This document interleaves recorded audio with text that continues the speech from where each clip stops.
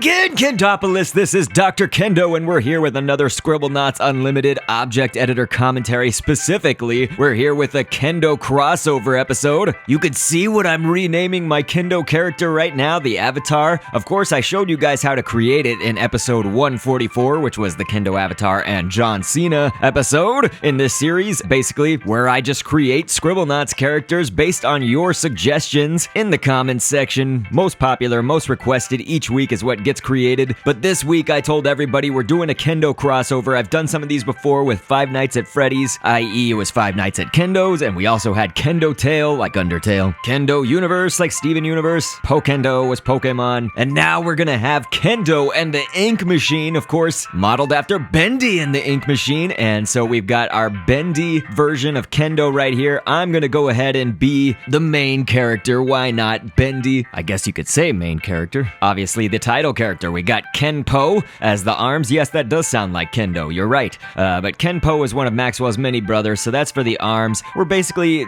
kind of in the vein, I guess, of all of the Kendo crossovers that I've done. We mostly just do single object creations. You know, in my series for Scribblenauts Unlimited, where I create characters, I often kind of have a separate head and body creation method where we then attach them so that we can basically get more stamps out of this game. But for Kendo in the Stamp Machine or Kendo in the Ink Machine, we're gonna follow along with what I've done for a lot of the Kendo crossovers and just have one, whole object, so not the separate head and body. This means that we do have to be a little bit more conservative and creative, possibly leave out certain details of characters that maybe we do want sometimes because we may not have enough stamp space. We had Emo as the legs right now because that's just sort of a skinny male leg that I thought might work here. And so something else to keep in mind, I guess, whenever we're doing Kendo crossover episodes, yes, they are inspired by whatever, the real thing is, for instance, Bendy and the Ink Machine. So while this is inspired by Bendy and the Ink Machine, it's not supposed to be this, exact mimic. You guys can already see that. You can see the exact copies of those characters in the respective episodes. Like episode 218, I made Bendy, the actual real Bendy from the game. And we've made, Sammy Lawrence, we've made Boris, alive and dead. We made the poster of Alice Angel. We have a lot of Bendy and the Ink Machine creations. I'm trying to put a glow stick right now on the bottom of these loafer shoes. Those shoes are loafer. The worm tailpiece was for the toe cap right there. Those are basically supposed to mimic something like Converse. I guess just to clue you in about Dr. Kendo and what I like to make my characters look like is I like to have that head of Micah right there. That's one of the Fifth Cell members and stuff, but if you type in Micah, that's that head. It kind of gives me that semi-spiky hair look, I guess, in the front. The hair is slicked up and back a little bit. I think it's good for me. But then I often give myself red shoes because back in college, in the college days, I used to wear red Converse. That was sort of something I was known for, as well as the spiky hair that you can see in the Dr. Kendo logo,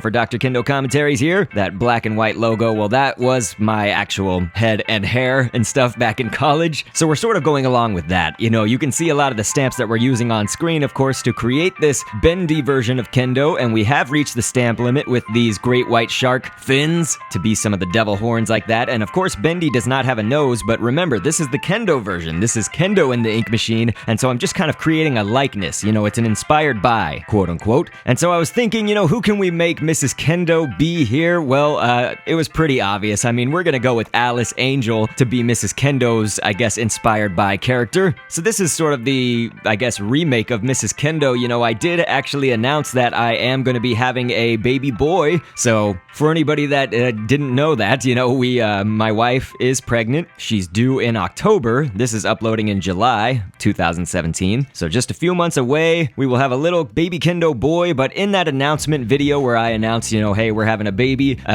this was the new model, I guess, for my wife. And that Bendy Kendo had a few pieces of kind of the updated Kendo model as well for myself. The nursery fish, we've been using the side fin. We're going to use this for the eyes here within the fingernail on Mrs. Kendo's eyes. The fingernail is like the white space for the eyes, but then the nursery fish is going to be for these Bendy and the Ink Machine style eyes that kind of look like a little Pac-Man character almost. Well, you notice that I hope you noticed, we used that on the Kendo version for Bendy right there earlier. The wart is obviously not meant to be a wart, but just like I described when I was creating the poster for Alice Angel, she does have that beauty mark there underneath one of her eyes, kind of on her cheek basically, so we do have that beauty mark right here represented by a wart. I'm gonna go with receiver gloves. I actually did that same thing in the poster too because that's sort of a good stamp to just have one stamp that accomplishes the entire glove. You know, if we were, well, we are probably going to create Alice Angel, and by probably I mean we are absolutely going to create Alice Angel when Bendy and the Ink Machine Chapter 3 comes out. Presumably, that's just if we see a full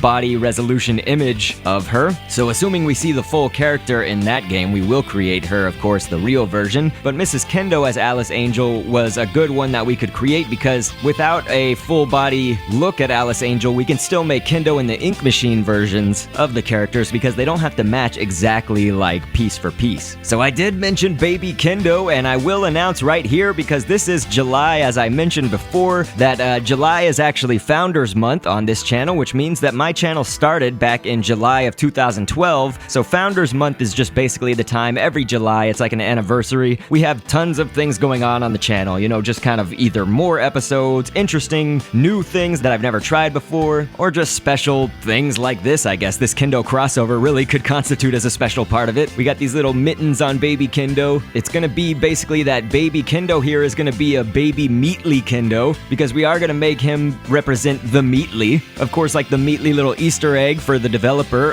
Bendy and the Ink Machine. So Kendo and the Ink Machine, our little baby Kendo is gonna represent the Meatly character, which is basically just kind of like this almost stick figure looking thing, but it's not completely stick figure. You know, the body does have that rectangular shape, and the head right here has these two little eyes. And so basically for Baby Kendo's little baby hat right there, that's where we put the Meatly eyes there. So you can see those two dots were little eyes, and of course we use shoes to be like baby booties that our little baby Kendo is wearing right there. And so Apple is one of my dogs. We do have two dogs, so we will actually also include Tui, my other dog. But a golden retriever was the source object. It's kind of a good single source that we can paint over for Apple. Apple is like a labradoodle, but not a designer. Somebody abandoned him at an apartment that Mrs. Kendo and I, our first apartment together. Somebody abandoned Apple on the streets right there in the parking space, and Apple basically found me when I came home one day, and he basically was just like, hey, I'm your dog now. Nice to meet you. And so it's just been a great time ever since. You know, Apple is a dog with much personality, crazy personality and hyper, and he's just great. And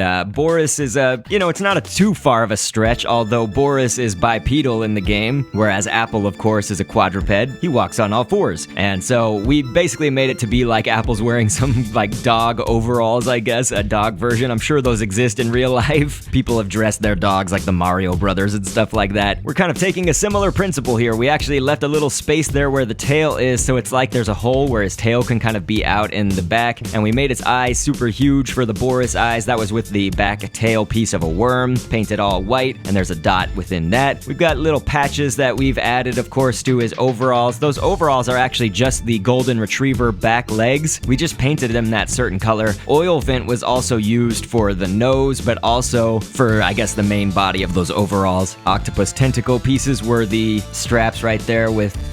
You can either use a dot or you can use coin. I'll show you both options. The coin is for the buttons right here. And I showed off really early on. Apple is basically, it's like he's wearing these fake ears, you know, to have some Boris ears. So he's got his normal Apple ears or whatever, but it's like he's got a headband with some fake ears for Boris, because Boris does have ears that stand up pretty tall and vertical. We used a giant enemy crab back leg piece, bottom foot part, I guess, for that. And so now we've started off with the Dachshund. Of course, you spell that DACHSHUND. This will be for our other dog. So the story about Tui, which is our other dog, is that he's basically Apple 2. You know, Apple, then the number 2. And Apple, the name, does not come from the fruit, it comes from the computers. My wife and I kind of agreed. It was almost like her childhood dream to have a dog one day that was named Apple, because she had a dog named Macintosh in her childhood. Little black Cocker Spaniel that she had. And so Apple is there, and Apple 2 was actually a Mac product in the past. And so for that we have Tui. And so Tui, you know, who could we make Tui be? In the same vein as Apple wearing overalls, Tui is also going to have those little dog overalls, and Tui is going to be our Sammy Lawrence, so that's going to be like Tui Lawrence. And this is going to be, I think, a unique idea. I hope that you guys like it. But with Tui here, I was thinking, you know, okay, this is Kendo in the Ink Machine, not Bendy in the Ink Machine. I know I've said that before, but I gotta drill this point home, because people, I feel like, they always say like, oh,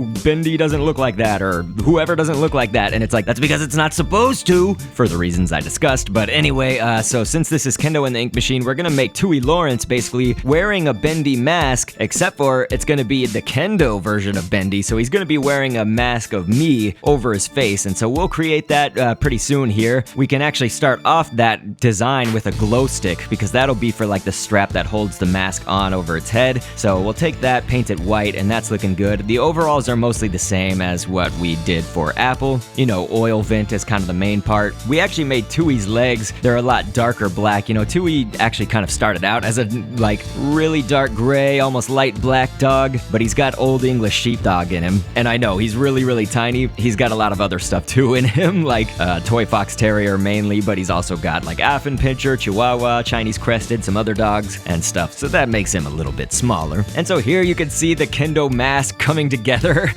Micah, of course, as I mentioned before, is sort of for that main head shape. We are gonna make a germ up here because most of the other stuff, you know, you've seen already when I was creating the Kendo version of Bendy, and the germ is just gonna be for like some ripping and tearing, of course, because the mask is in bad shape. You know, it's similar to Sammy Lawrence wearing that Bendy mask. You know, it's all just scuffed up and looks a little tattered. A bodybuilder's back arm we can use for this tattering scuffle marks there at the top left corner of the Kendo head for Kendo Bendy. Would that be Kendi? I don't know. Whenever I go out on a limb and choose a name that I think is really good for these characters, people are always like, you should have called it this. And I'm like, hey, I created this. We're gonna check and see if we can make his feet more inky by doing a phantom body, but it looks like no, we're gonna reach a snag here. That is the stamp limit. We were one phantom body off. I was gonna make his feet be all inky like, not just coloring them black, but giving them a phantom body, and that looks like it didn't work because of stamp limitations. So let's move on. We got the Searcher Kendo. We actually have not created the little Searcher ink monsters in Scribblenauts. You know, I haven't created the real versions or anything. We have a Nautilus, that tendril antenna stuff that he's got there in the front. That's actually for the hands of the Searcher Kendo right here, and so I am making the Searcher basically be me as well. So we have me as Dr. Kendo, all covered in ink, and of course legless like the Searchers in the game, those scary ink monsters. And so I'm showing you all the stamps and stuff. You can really start out with almost any type of human or humanoid that you want. It's just, you know, I started with a bodybuilder here because I wanted some definition of what looks like an actual body, but just like covered in ink. And the problem is that if you do use a human or most humanoids in this game as the source object, then your Searcher is gonna, even with the legs taken off, it's gonna walk around, or like it won't really slither around. It'll move its arms back and forth, kind of like the humans and humanoids in Scribblenauts. You know, if you've seen them move before, they move their arms pretty drastically, actually. But we used a pterodactyl piece. It was basically a thigh piece, like an upper leg part, and those were for the eyes. You know, if you paint it all the way black, you can actually make it to where, actually, it's not all the way black, but you paint it dark black, and then it has some lighting and shading and stuff on it where the light hits it, and so you can actually sort of make out some eyes if you do it like that. And we got a nose for the nose,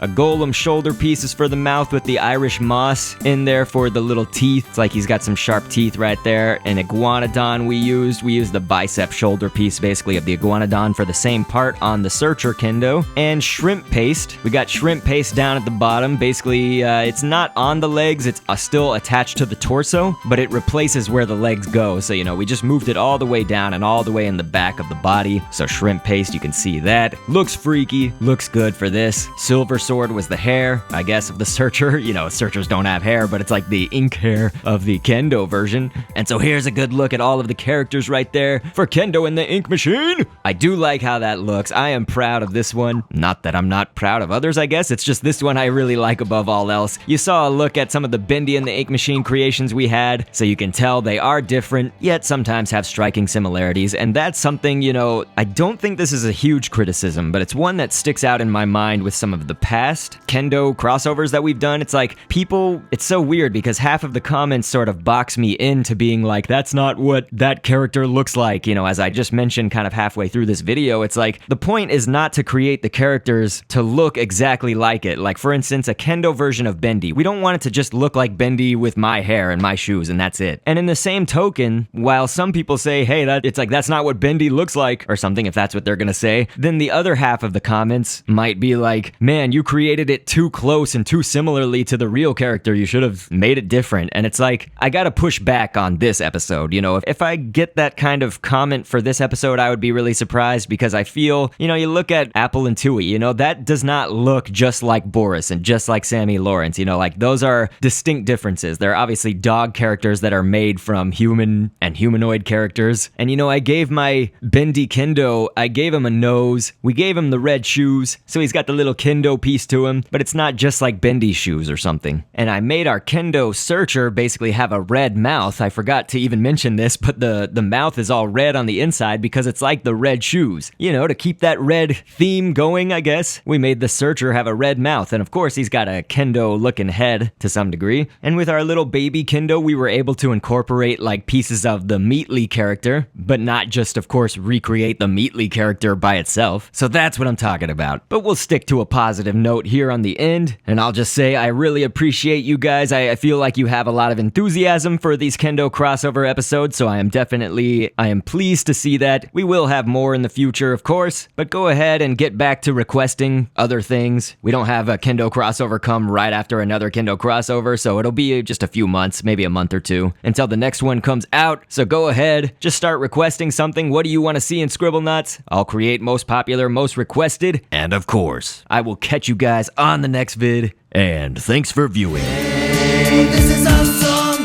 represent the place you know.